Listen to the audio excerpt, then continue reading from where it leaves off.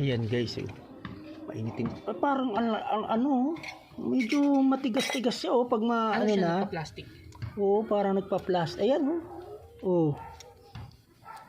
Ayan Ayun, tama siya. parang goma na Guma na siya. Ayan, Siya patingin dyan. maano siya.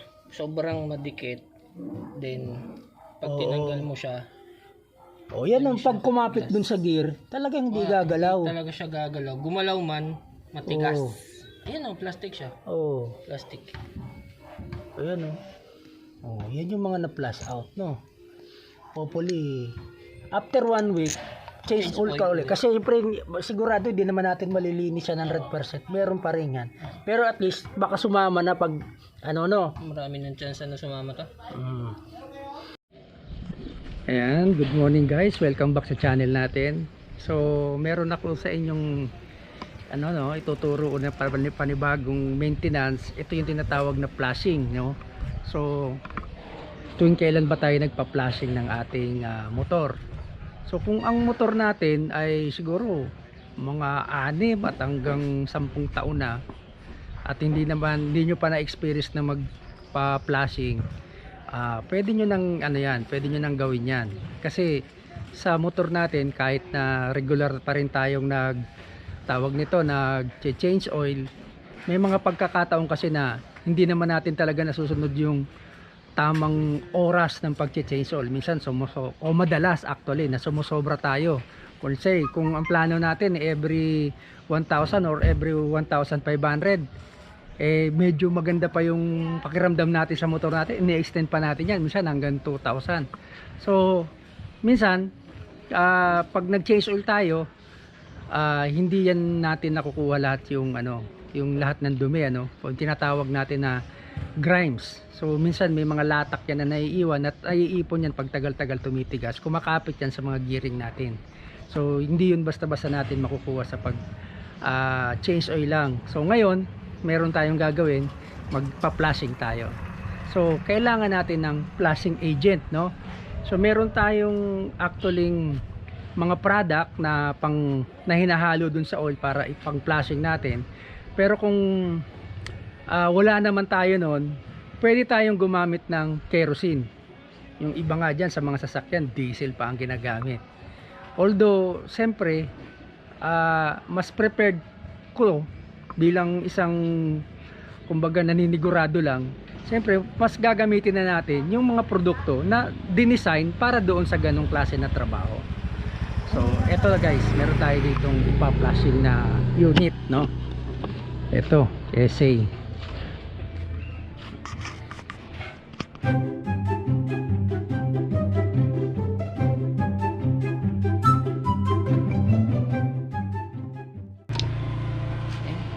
Okay, Start natin. fire. 15 minutes. Kasi yung tester yan surasan mo. Buhayin ko na. Oo. Tapos, cambio. Cambio, papalit. Kaya lang, nakaangat yung Itutuwad.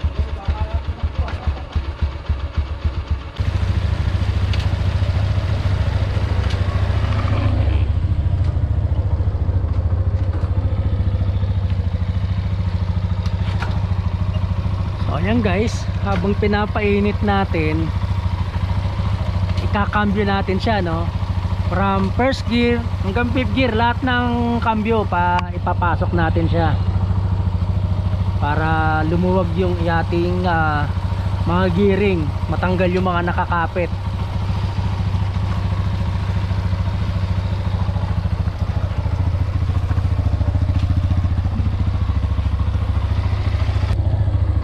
Ito nga pala guys yung ating ginamit, yung EPR ng BG, Engine Performance Restoration. Yan. So andyan naman yung instruction sa likod, pero napakaliit.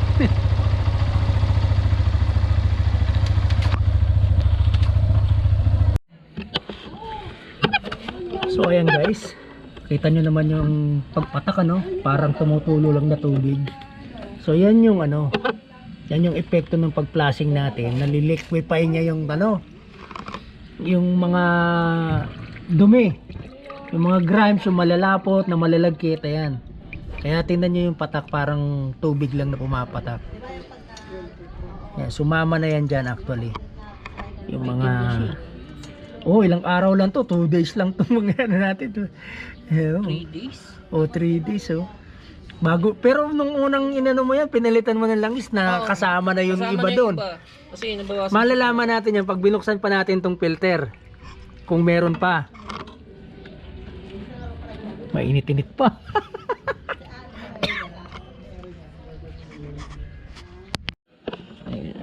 So ayan guys, makita nyo, yan nakakapit sa drain plug. Ayan kita mo parang bubble gum, no? Ano ba?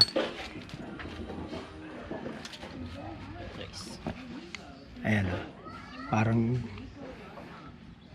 bubble gum. Sobrang dikit. Sobrang kapit. Yan yung dahilan kung bakit nag-i-stack up pagka sinasabi sa hula. Ayan na, nakikita ko nga dito. Ayan nagpuputik ko. Ayan yan yung na-flush out. Kita mo. Kita nyo guys tingnan mo putik. Putik, di ba yan Ito tapon. dito sa maliwanag.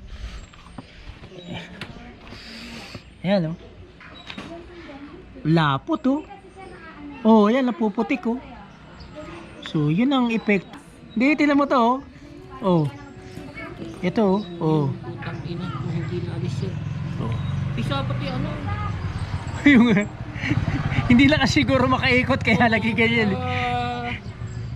Yan ang epekto ng flashing out natin. Pero pagka normal na normal na change oil, hindi mo yan makukuha. Di ba? Normal na lang. Doon nakatutok ang spring, di ba? Ayan, may mga type. Yan ang yan ang tanda niyan. Kung saan yung spring, doon sa butas. So yan guys. Ayan. Diyan kanina sa parte na yan may mga naiwan pang parang bubble gum na puti. Painted pa nga pero buti na lang may tinit pa, natanggal. Madali pang tanggalin. Nakutkot pa, malinis pa. Ayan. Kita nyo naman guys yung kaibahan, di ba? Ito mo to. Yan ang brand new. Ito kalalagay lang nito 3 days ago. 3 days ago. Bumigay na siya. So ito ulit. Sobrang talagang matindi talaga. Considering na nabawasan na yan. No? Bawasan pa yan. So good luck. Sana tumino ka na.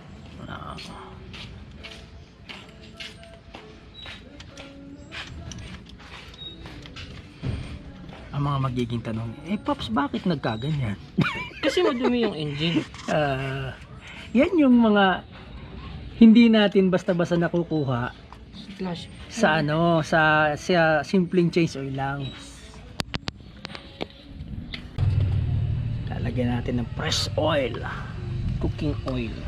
ito guys advice lang sa inyo kung hindi pa kayo nakakabili ng oil, ang bilhin nyo yung yung mumurahin lang na maaari mga mineral base lang, kasi mga after 1 week magpapalit din kayo kagad.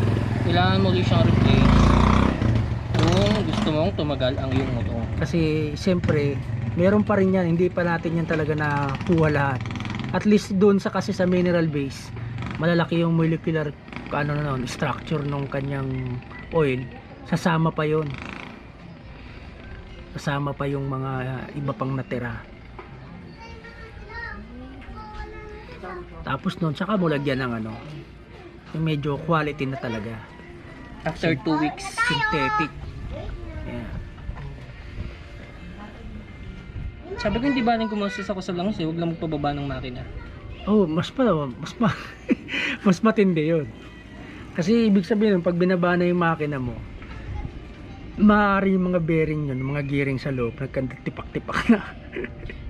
Yun ang nasira. Yun papalitan lahat yun. At ang pinakamura nun, ang gasto mo dun dapat mga 12 to 15,000. Sakit sa bangsa. Pili ka na lang bagong langis, di ba? Kanila lang 450. So ayan, bago nyo buhayin, maganda rin na i-kick nyo muna para kumalo ng konti yung langis dun sa ibang mga gearing. para mas malambot na paanda rin. Yan. Moment of truth.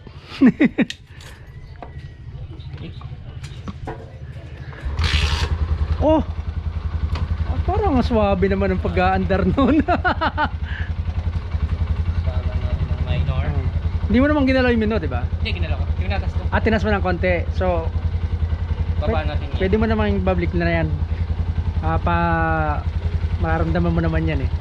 Pero para sa akin, okay naman yung minor mo. Taas Kahit to, yung 1.3. 1.3. Oh, sa bagay, starting pa lang eh.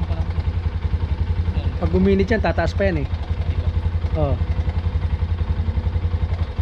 Oh, timing chain yun. Hindi na yun, palagay ko hindi na yun yung sa ano. Makalampag na, no? Maluwag na yung... Oh. Sabi ko kay heavy, adjust nyo. Ewan ko, doon na adjustment sa tensioner eh.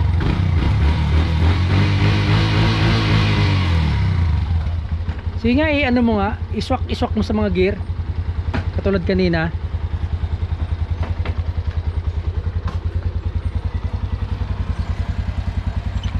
Pasok mo din sa ibang mga gear natin. Kung okay naman, kung okay na yung pasok niya, tigas pa rin. Sige. Baka lang more init pa. Ayaw na siya. Ah, Ay, taka. Ayaw na second. send sa primera. Second ba? Ay, taka, sulit nga pala. Sulit nga pala, nakalimutan ko. Hindi na siya papasok, Paps. Ha? Hindi talaga papasok. Takot ako. Baliktad. Ayan, oh. Okay na ah.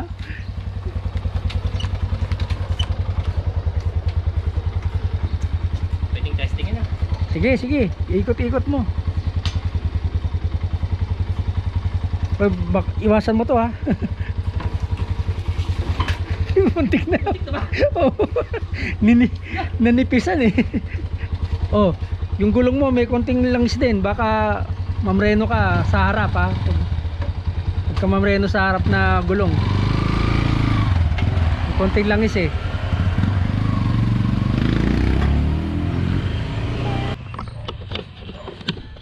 Ayun guys, tinesting muna niya yung kanyang motor kung maganda na yung pasok ng gearing. At least umaandar, nag-gearing na siya. So, mag-i-improve pa yan actually. Sa sunod na chainsaw niya, mas gaganda pa. So, Pops, ano, kamusta? Okay na? Spot na siya. First gear. Kasi kasasalin lang natin na lang eh. Supposedly dapat galing siya sa malamig. Oo. First gear medyo balik-balik na siya sa galing. Okay na. Mag-i-improve pa naman yan pagka dalang araw. So ayun guys, ano, natapos na natin yung proseso ng pag-flashing. Pero actually, pwede nyo ulitin yan kung hindi pa kayo satisfied after a week. Para talaga mas malinis na, mas matanggal yung mga tira-tira, no? So ganun din lang naman yung proseso. So, ayun. Hanggang dito na lang, ano. Kita-kita na lang ulit tayo dun sa susunod na video. Bye-bye.